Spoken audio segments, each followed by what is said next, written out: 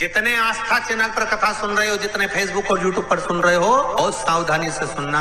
जब जीवन में कहीं समस्या खड़ी हो जाए, कहीं बहुत विकट समस्या है और कोई हल ना मिल रहा हो जाता है जीवन में, कोई घड़ी ऐसी आके खड़ी हो जाती है जहां पर हमको सोचने के लिए भी समय नहीं मिलता। तब शिव महापुराण की इस पवित्र कथा में आप लोगों से कहना चाहेंगे, शुक्रवार के दिन अगर शंकर के मंदिर में जल चढ़ाया जाए तो नारी का अखंड सौभाग्य होता है। कार्तिक महीने का एक नियम बना लो आप भी,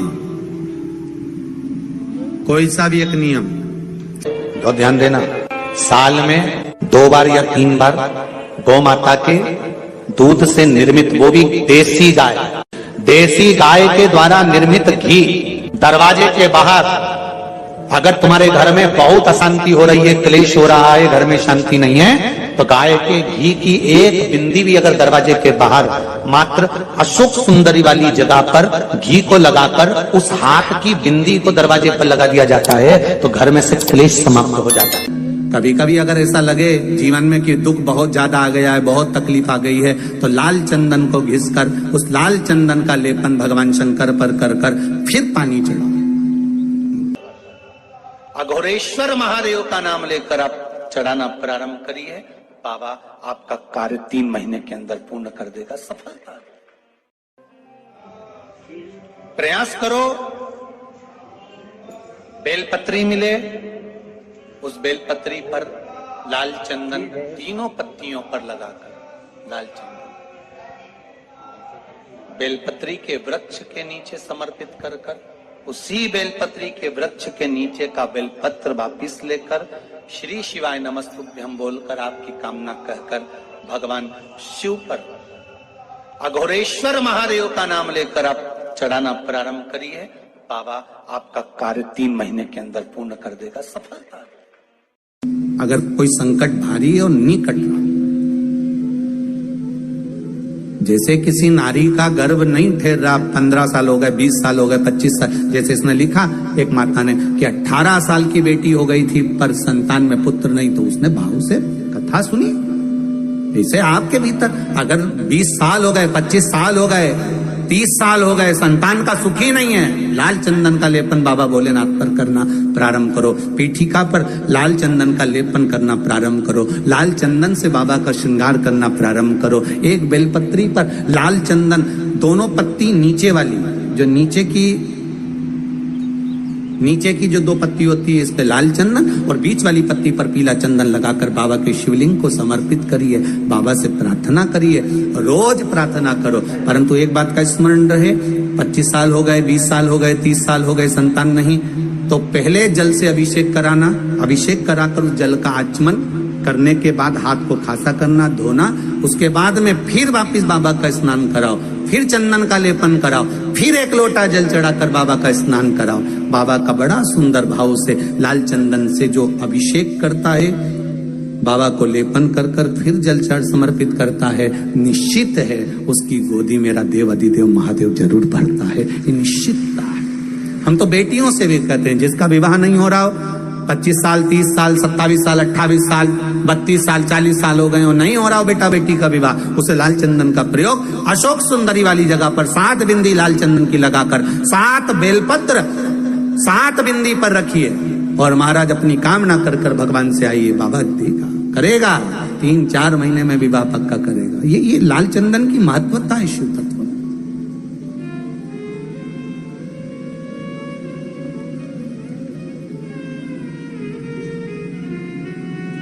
रोग बढ़ गया, बेलपत्री के वृक्ष के नीचे दीप लगाना प्रारंभ करो, बाबा से विनती कर घी का दिया लगाइए बेलपत्र वृक्ष के नीचे, बाबा से निवेदन करो, रोग निवारण। भगवान का एक नाम है अघोर, ब्रह्मा जी को दर्शन दिया, अघोर मतलब सिद्ध नाम, सिद्ध करने, कार्य की सिद्धता देने।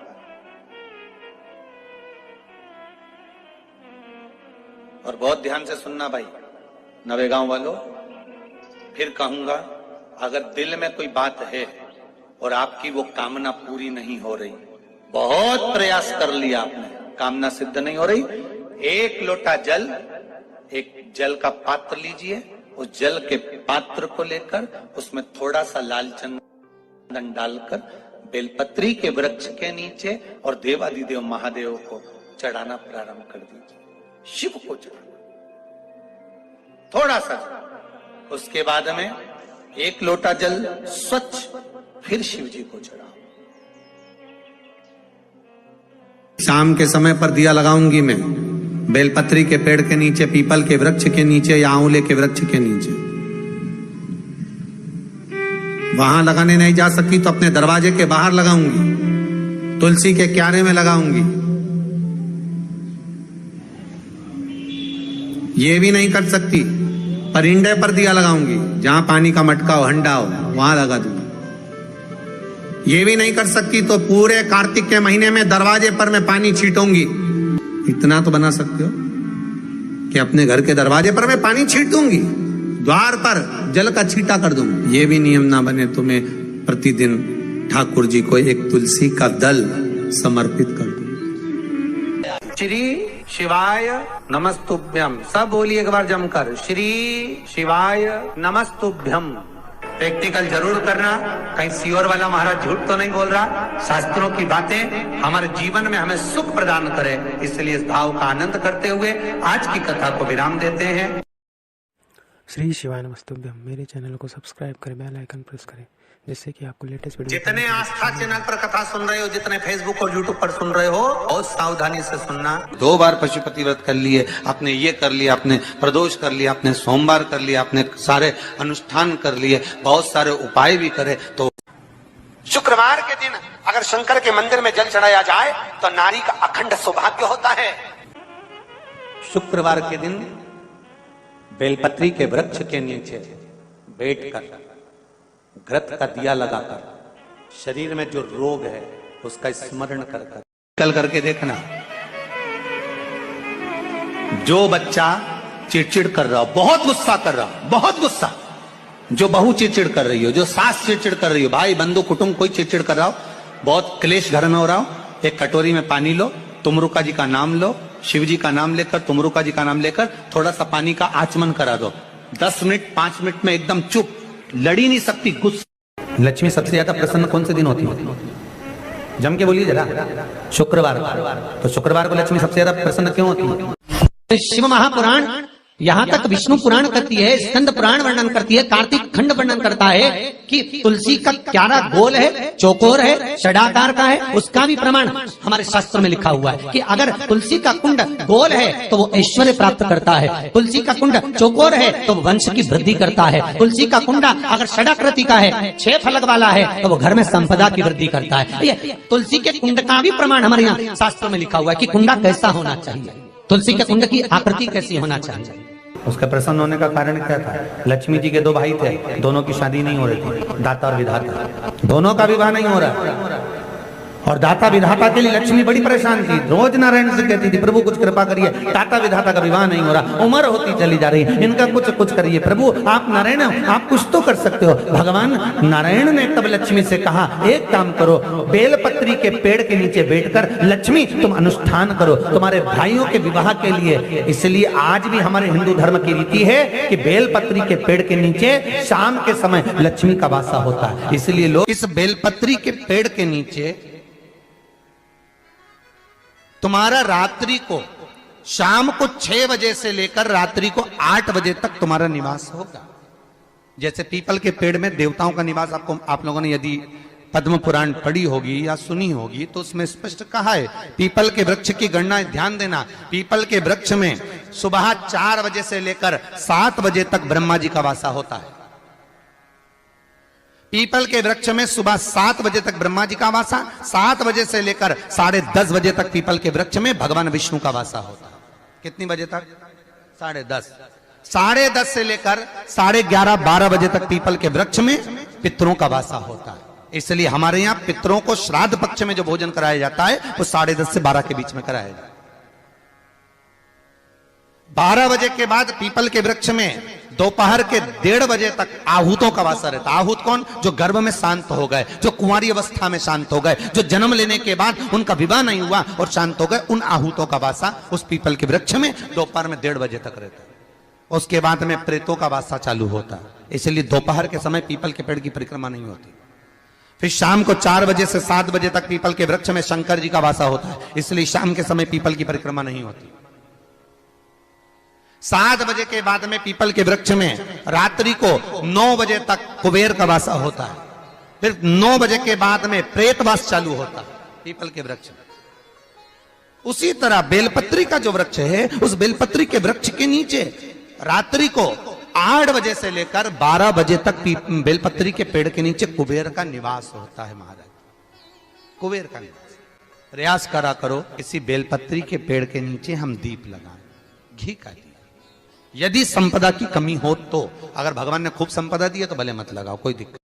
महामृत्युंजय मंत्र का यदि आप जाप करते हो और आपको मालूम पड़ गया कि शरीर में मुझे ये रोग हो गया है, मुझे शुगर हो गया है, मुझे बीपी हो गया है, मेरा ब्लड प्रेशर ऊंचा नीचा रह रहा है, कोई भयंकर रोग, मेरे रिश्तेदार को कोई कैंसर जैसा रोग हो गया, किसी को कोई थायराइड हो गया, किसी को कोई किडनी और लीवर में सूजन हो गई, किसी को कहीं किडनी और लीवर में तकलीफ हो गई, तो शिव महापुराण की कथा कहती है, नवग्रह शिव महापुराण की कथा कहती है कि बेलपत्री के वृक्ष के नीचे महामृत्युंजय मंत्र का जाप जो शुक्रवार की शुक्रवार घी का दिया लगाकर करता है, उसके रोग बाबा देवाधिदेव महादेव समाप्त करते चले जाते हैं। ये संजीवनी मंत्र शुक्रवार के दिन भगवान शंकर को शुक्र को दिया था, इसलिए उसकी प्रदान।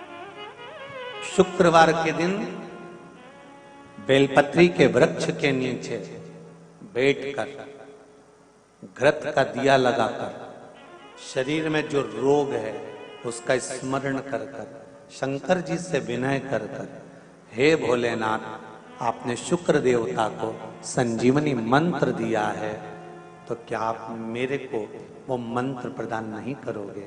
मेरे रोग, मेरी बीमारी, मेरे दुख को आप नहीं हरोगे? शिव से कहो, ये शरीर आपने दिया है और भजन करने के लिए दिया है, स्मरण करने के लिए दिया है, कीर्तन करने के लिए दिया है, तो संभालोगे भी आप। और बेलपत्री की ओर मुख कर घी का दिया लगाकर महामृत्युंजय मंत्र का स्मरण कर लेने पर धीरे धीरे धीरे धीरे धीरे धीरे वो रोग समाप्ति की ओर आता चले जाता। अगर आप शंकर भगवान को एक लोटा पानी अगर शिव को समर्पित कर रहे हो, श्वेत पुष्प को रखकर शंकर जी के ऊपर सफेद फूल को चढ़ाकर अगर एक लोटा जल भी, एक पात्र जल भी शंकर को समर्पित कर रहे हो, तो ये लक्ष्मी के लिए ही तो कर रहे हो। और कौन सी लक्ष्मी? पूर्ण लक्ष्मी, पूर्ण लक्ष्मी। आपको पहले भी कथा में कहा, एक बार भगवान विष्णु के सामने लक्ष्मी मैया ने बहुत तेज स्वर में कह दिया था, नारायण, दुनिया के लोग आपका नाम जपते हैं, दुनिया के लोग नारायण नारायण कहते हैं, दुनिया के लोग आपका भजन करते हैं, पर सत्य मायने में कहूं ना तो मेरे बिना दुनिया के लोगों की नहीं चल सकती, मेरे बिना दुनिया नहीं चल सकती, संसार मेरे बिना नहीं चल सकता। भगवान विष्णु ने कहा ये तो गलत है लक्ष्मी आपका कहना। एक दिन लक्ष्मी को अहंकार आ गया, अहंकार के संबोधन जमाता लक्ष्मी कहने लगी, तो भगवान उसी समय पर भगवान विष्णु को क्रोध आ गया और भगवान विष्णु ने कह दिया, लक्ष्मी तो इतनी बड़ी बड़ी बात कहती है कि तेरे बिना नहीं रह सकती संसार? मैं तुझे कहता हूं लक्ष्मी तू अपूर्ण है, तू अपूर्ण है, तू पूर्ण कब हो गई?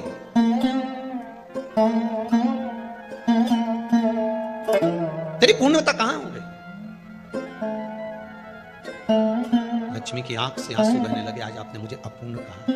आपको मालूम है आप मुझे अपूर्ण कर रहे हो? आपको ये ज्ञात हो रहा है आप मुझे अपूर्ण कर रहे हो? भगवान कहते हैं हाँ लक्ष्मी मैंने तुझे अपूर्ण कहा। अपूर्णता का मतलब आप जानते हो ना? भगवान कहते हैं लक्ष्मी मैं सब जानता हूं। लक्ष्मी रोती हुई माता सरस्वती के पास पहुंच गई। सरस्वती ने पूछा क्या बात है लक्ष्मी, क्यों रो रही हो? लक्ष्मी जी ने कहा क्या बताऊं सखी, मेरे पति ने आज मुझे अपूर्ण कर दिया। तो क्यों रो रही है तू? अपूर्ण अगर कह दिया, पति ने तो कहा है ना, तो क्यों रोना? चल मेरे साथ। और सरस्वती मैया माता लक्ष्मी को लेकर सीधे पहुंच गई माता पार्वती के यहाँ। माता पार्वती के यहाँ जब पहुंचे, माता पार्वती ने लक्ष्मी जी को देखा और सरस्वती को देखा तो पूछा कि बात क्या है, क्या हो गया ऐसा, क्या हुआ, क्या है ऐसा जो तुम दोनों आज मेरे पास में आई? क्या हुआ? पार्वती जी कुछ बोलती, शिव जी का ध्यान माता सरस्वती की ओर और लक्ष्मी की ओर गया और भगवान शंकर जान गए कि आज भगवान नारायण ने लक्ष्मी जी को अपूर्ण कहा है। अब देखें माता पार्वती क्या कर सकती है, इसको पूर्ण बनाने के लिए करेगी क्या?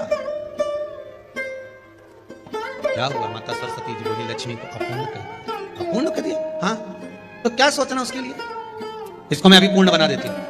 माता जगतजननी पार्वती ने गोदी में विराजमान गणेश जी को उठाया और उठाकर लक्ष्मी जी की गोद में दे दिया। ले लक्ष्मी, आज से तो पूर्ण हो गई। लक्ष्मी, आज से तो पूर्ण। गोदी में जब तक संतान नहीं है तो नारी को लोग अपूर्ण समझते हैं, पर माता पार्वती जी ने संपूर्ण ब्रह्मांड में एक सिद्धता प्रदान कर दी कि अपने गोदी के लाल को, अपने गोदी के पुत्र को माता ने लक्ष्मी की गोद में देकर लक्ष्मी को पूर्ण बनाया। शिव महापुराण यहाँ तक विष्णु पुराण करती है, स्कंद पुराण वर्णन करती है, कार्तिक खंड वर्णन करता है कि तुलसी का क्यारा गोल है, चौकोर है, षडाकार का है। उसका भी प्रमाण हमारे शास्त्र में लिखा हुआ है कि अगर तुलसी का कुंड गोल है तो वो ऐश्वर्य प्राप्त करता है, तुलसी का कुंड चौकोर है तो वो वंश की वृद्धि करता है, तुलसी का कुंडा अगर षडाकृति का है, 6 फलक वाला है तो वो घर में संपदा की वृद्धि करता है। ये तुलसी के कुंड का भी प्रमाण हमारे यहाँ शास्त्र में लिखा हुआ है कि कुंडा कैसा होना चाहिए, तुलसी के कुंड की आकृति कैसी होना चाहिए, तुलसी का कुंड होना कैसा चाहिए, उसका भी प्रमाण हमारे यहाँ स्कंद पुराण में लिखा हुआ है, विष्णु पुराण में लिखा हुआ है कि आपको क्या किस रूप में चाहिए। पर जगत है ना, दुनिया के आगे हाथ फैलाओ, जाकर निवेदन करो, यहाँ वाले बाबा के पास हो या वहाँ वाले बाबा के पास हो या उसके पास हो या उसके पास हो या जगत के पास जाओगे, दुख पाओगे, रुपया खाएंगे, चूना लगाएंगे, धक्के मारकर निकाल देंगे, 2-4-8 दिन घुमाएंगे फिराएंगे, कल आना परसों आना नरसों आना, ऐसा करना वैसा करना, बस बाबा यही घुमाते रहेंगे और तुम्हारे धन का चूना लगाते रहेंगे। पर निवेदन है इनसे बचकर शिव की शरण में जाकर भगवान शास्त्र में जो लिखा है उसके अनुसार हम क्यों ना कर्म करें जिसका फल हम पा जाए, हम क्यों ना ऐसा कर्म करें जिसके फल को हम पा सकें, हम क्यों भ्रमित हुए। हमारे यहाँ तुलसी के कुंड का भी विधान है, गोल कुंडा है ऐश्वर्य देता, चौकोर कुंडा है। आप लोग कई बार देखे होंगे किसी किसी के यहाँ चौकोर तुलसी का क्यारा होता है, कुंडा होता है, वो वंश बड़ा, षडाकृति का है, वो धन देता है, संपदा। दोष हमारा है, हम तुलसी के कुंडे के नीचे शंकर जी को रख देते हैं। क्यों?